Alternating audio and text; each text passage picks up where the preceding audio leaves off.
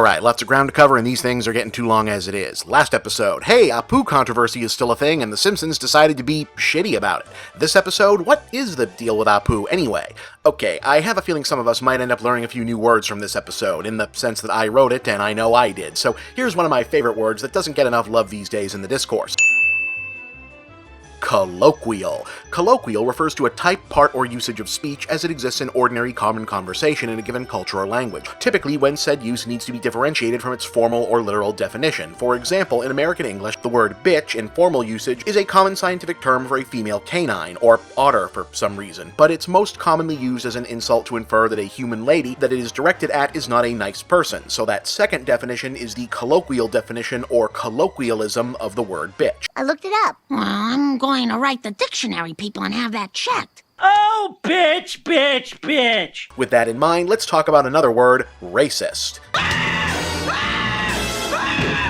Yep, we're gonna do this. In English grammar, ist and ism are derivational suffixes that when applied to the end of words create new phrases that describe or denote a practice, a condition, an ideology, a policy, a system of belief, or commitment thereto. As such, the technical formal definition of the words racism and or racist, at least as they may have been at one point intended to be used, was simply a policy or a system based on race or a person who subscribed to the same. However, as we all know, the overwhelming majority of policies and systems based on race throughout history have manifested in the form of incredibly damaging negative racial prejudice. The colloquial definition of racist has entirely negative connotations, or at least has come to have such. As such, it becomes a fairly difficult and loaded question to ask and answer what should be the most basic pertinent question about this scenario. Is Apu Nahasapima a racist caricature? By the many arms of Vishnu, I swear it is a lie. Because if we're being technical, the answer is yes, right? It's cut and dry, ist and ism. Racist means based on race. The entire foundation of the joke when it comes to Apu was, is, and remains. It's funny because he's Indian, which means the joke is based on race, which means it's a racist joke. But the world doesn't run on technicality or formalism, it runs on colloquialism. And the question of whether or not Apu or anything about him meets the 21st century colloquial standard of a racist joke is a lot harder to unpack. Even to begin with, we probably need to rewind a bit. It was the middle of a wild decade known as the 1990s. The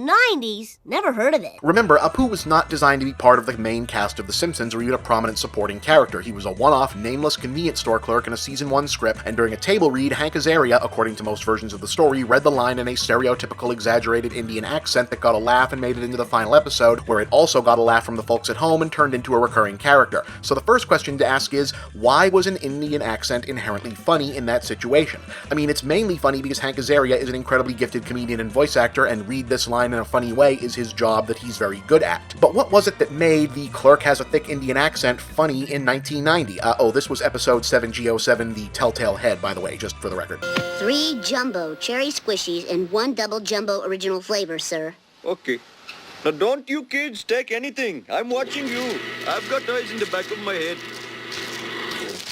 Code 52. Well, the American chain convenience store of the type being parodied in the Quickie Mart on The Simpsons in that particular episode and all of them since as a business institution has long since attracted various waves of first-generation immigrant workers and proprietors in the real world. That's just history. And there are many reasons why. If you're an owner, co-owner, or manager, you earn enough through one to support a family without necessarily needing to put in excessive physical labor, which makes it ideal for older immigrants who arrive having already begun families. They don't generally demand a college education, so you don't have to worry about degree transfers. The customers generally know what they want already and just need you to ring them up, so language is less of a barrier, and their organizational structure is ideal for setting up extended family employment very fast. Given those factors, when waves of immigrants have hit areas of the US at various points in time for various global and geopolitical reasons, chain convenience stores, gas stations, and the like are typically among the first small businesses that they will become prominent in an adopted community, and these types of shifts become especially visible between the mid-1960s and 1990s when the US changed its national origin immigration system quotas and introduced temporary skilled worker visa programs, the latter of which dramatically increased immigration from South and East Asia and the Middle East, and of course Simpsons fans know that this is in fact Apu's actual backstory. He was a computer engineering student who elected to remain in the US after establishing himself and several members of his family as Quickie Mart franchise owner. In other words, when in 1990, during the table read for Telltale Head, Hank Azaria improvised and or took an improv suggestion to throw in an Indian accent for the nameless clerk's voice, that was a somewhat benign, observational, topical race joke aimed at the other LA comedy writers in the room. Haha, yes, I have also noticed that suddenly more and more more 7-Eleven clerks are Indian now over the last couple years, was the late 80s, early 90s LA comedy scene version of Have You Noticed How All the Cab Drivers Are Arabs Now in the New York comedy scene of the same era for largely the same socioeconomic and geopolitical reason. Hello, it's 6 a.m. and this is English for cab drivers.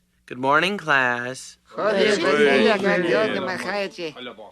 My life is a living hell. The only thing that gets me through the day is lithium.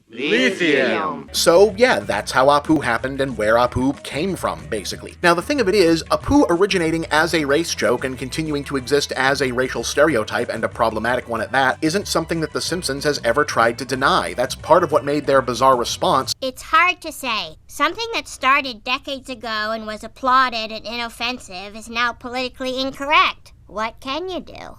So bizarre. They've been dealing with it the entire time. Every version of the how we came up with the Apu voice backstory shares a common thread of acknowledging that even in 1990 it was iffy whether indulging in race humor, that a series that saw itself as more sophisticated than most others on TV, saw as perhaps beneath its standards, was worth the laugh, and the fact that Apu has had so much specific Indian cultural detail added to his characterization as he became a more prominent supporting character reflects this, because get more detailed is pretty much how The Simpsons has always managed its use of that sort of humor. But in many of the more prominent examples and instances, those being joked about have had significant say in the matter. For example, Krusty the Clown's specifically Jewish heritage didn't fully come into play until the episode detailing his backstory and his estranged relationship with his rabbi father in a parody of The Jazz Singer. Dan Castellaneta, who voices Krusty, is not Jewish himself, but many of The Simpsons writers are, and most of the storylines in that vein have parodied Jews in showbiz mainstay jokes dating back to vaudeville standards. Plus, Krusty's father in the episode, Rabbi Krystofsky, was originated by comedian Jackie Mason, a famous Jewish stand-up comic whose pride and amusement in his own heritage was a main theme of his act for decades on end.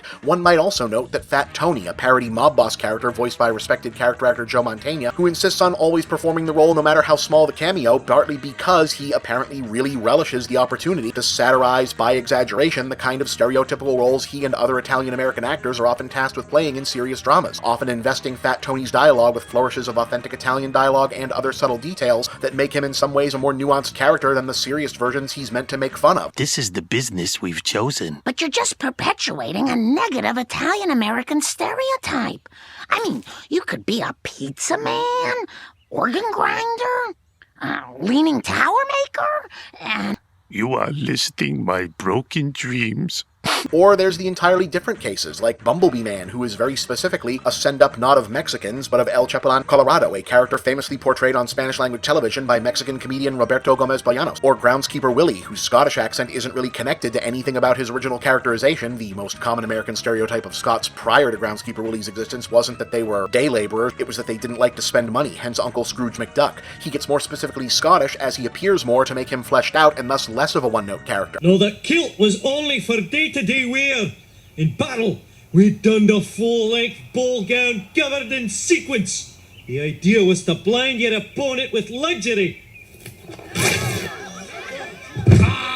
There's no more than what God gave me, you Puritan pukes. That's how The Simpsons handle stereotypes, and it's how they've attempted to handle what they've acknowledged right along was the problem of Apu, incorporating details about Indian history, popular culture, Hinduism as a religion, familial customs, music, film, etc., not just as haha it's funny because it's foreign jokes, but as attempts to make him real and fleshed out and not just the thin ethnic joke he originated as. And as 90s cartoon characters go, okay, the argument can certainly be made that he was better than most, but the fact of the matter is, however far you go with it, eventually you bump up against real life and the whole thing's still being mostly white American comedy writers, well-intentioned or not, working from their own imaginary ideas of what an Indian person thinks and feels. And in the case of Apu and The Simpsons, it's meant a lot of retroactive, 2 steps forward, 1 step back scenarios. Now, let's see what awaits me in the next life.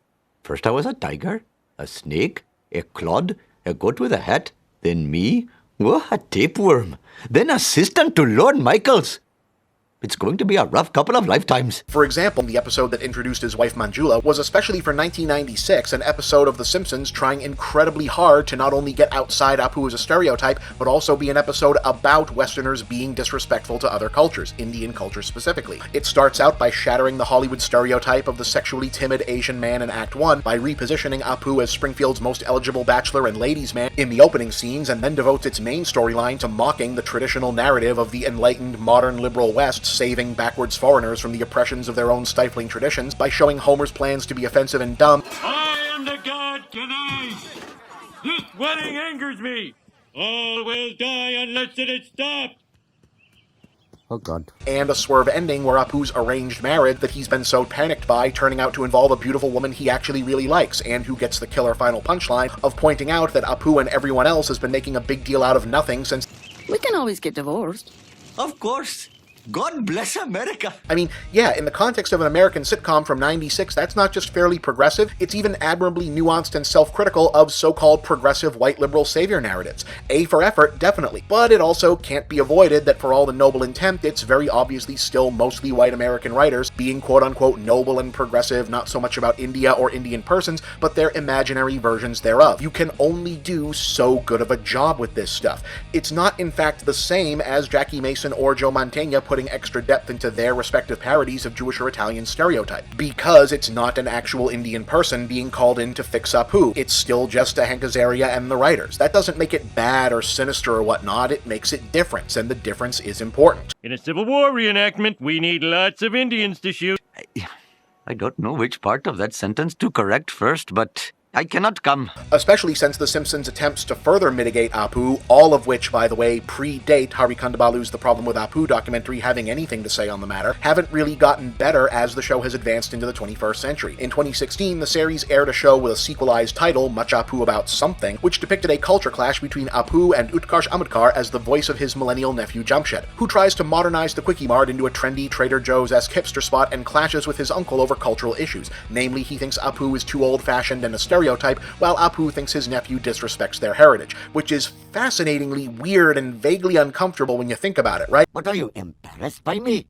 Well, yes, a little. You are ashamed of me. Me, who has been as loyal to you as Ganga Din to Sergeant Archibald Cutter. That's exactly what I'm talking about. You're my uncle, bruh, and I love you, but you're a stereotype, man. Take a penny, leave a penny. I'm Indian. I do yoga. Why don't you go back to the Temple of Doom, Dr. Jones? Temple of Doom. 3 months I worked on that, and all you can see is my hand in one shot. Big whoop. Thank you very much, Mr. Spielberg. And I say that you are a stereotype. All you do is spout stupid, hipster buzzwords. Swipe left on that accusation. Epic swipe left. Well, my dear nephew, this stereotype will no longer be a troublesome potato in your chicken vindaloo. Like, the meta-joke is it's an excuse for an Indian comedian to vent a bit about Apu to Apu, but in the episode itself, not only is Apu the good guy, what makes him good is commitment to an authentic cultural identity that's not a real cultural identity, but the made-up, imaginary, sort of positivized version of a stereotype created by white comedy writers 20 years ago, while the actual Indian guy dunking on him with real criticisms is framed as sort of the villain, and as an overly assimilated and even self-hating guy because he's anglicized his name to Jay and doesn't speak with an accent, even though Azaria's accent isn't a real Indian accent, it's an imitation of one. What's going on here, my friend? Oh, I lost my store and my identity, and all I have left is my vest here. 330 million gods, and not one of them listens to me. What are you doing? I leave for 1 second and you're talking like a Mumbai riverboat pilot. Bombay! To me it will always be Bombay. Not cool, man. Give me your vest. No, please, you can't take it. This vest has a bullet hole for every time I have been shot. It is my lucky vest. There's a lot to unpack there, no matter what side of this you're on. And it's kind of amazing in retrospect that it wasn't more of an issue at the time when they did it, possibly because, uncomfortable or not, the episode is actually pretty damn funny, and Azaria and Ambedkar play off each other in interesting ways. Ambedkar actually appears in the Problem with Apu documentary to talk about the episode, and reveals that he was a bit let down by the final product when it aired, having pitched the Simpsons writers on an additional joke that didn't end up using, wherein Jay would angrily criticize Apu's accent as sounding like a white guy doing an impression of an Indian, and the scene would briefly cut to a live-action shot of Hank Azaria looking panicked in a recording studio. Instead, the final episode brings out the stereotypical Italian chef character, obviously to make the point, we make fun of everyone, get over it, what's the big deal? Stereotype? Who's a stereotype? That's a spicy accusation. You pipe it down. And really, that last sentiment, by the way, is pretty widely echoed on all sides of this. As you'll note from the previous parts of this episode, ever since he made more than one appearance, even The Simpsons has agreed that Apu is an issue and has tried to mitigate his existence as a problematic but very popular part of the show, but no one has ever really called them to the mat and suggested that he's like the worst thing ever, or even the worst thing The Simpsons ever did. For the record, indirectly helping to normalize Julian Assange and WikiLeaks was, in retrospect, probably the worst thing The Simpsons ever did. How you doing, Mr. Assange? That's my personal information, and you have no right to know about it. The problem with Apu was ultimately more about Kondabolu processing his own experiences with American perception of him and his culture through the prism of Apu's popularity than a call for Apu to be gotten rid of or even anything to be done with the character. And conversely, even Apu defenders like National Review's Pradeep Shankar, yeah, I know, National Review, ew, yuck, gross, but I agree, but on the other hand, if you're going to talk about South Asian voices and presence in American popular culture, the noteworthy prominence of Indian American voices in 21st century American conservative political circles is an important part of that discussion, just saying. Don't deny that he's a dated, goofy ethnic caricature either, they just see it as even less of a big deal than the detractors do. For all the stereotypes that exist, mostly on the internet, mostly propagated by assholes with an agenda of the supposedly perpetually outraged SJW, nobody was really mad about this. Well, okay, Kal Penn was a little bit mad. I hate Apu.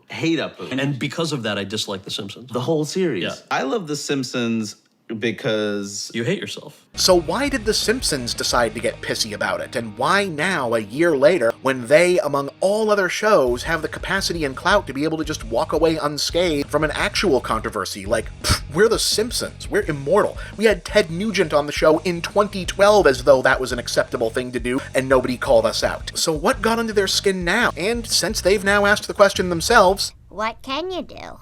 Well, that's why trilogies have third episodes.